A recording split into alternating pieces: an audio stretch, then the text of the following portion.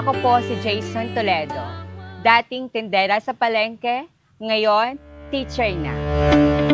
Housewife po yung mama ko, then yung papa ko po ay isa pong pedicab driver. Nag-start po ako ng working student po nung nakapag-enroll na po ako ng CLAT code. Siya po kami magkakapatid at ako po ay pangatlo sa panganay. Sobrang hirap po kasi hindi po kayang ibigay lahat ng pangangailangan namin dahil sobrang dami nga po namin magkakapatid. Noong nagsimula na po akong mangarap, andyan na po yung scholar ni Kong Len, yung CLAT ko nga po. Doon po ay natupad ko po ng paunti-unti at nagkaroon po ng direksyon yung pangarap ko para maabot ko po siya.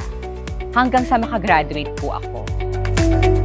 Bilang isang teacher, ang mission ko po ngayon ay maging isang ehemplo po sa mga panibagong kabataan na maging silbi yung pinagdaanan ko na maging inspirasyon po ng mga makabagong henerasyon na anuman ang paghihirap, anumang pagsubok ang ating pagdaanan, manatili tayong matatag at panghawakan natin yung pangarap na gusto natin sa buhay.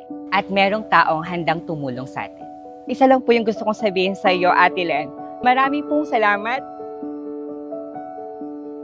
Dahil yung pangarap na hindi po naibigay,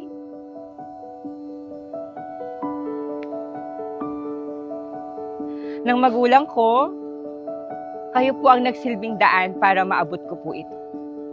At maraming salamat.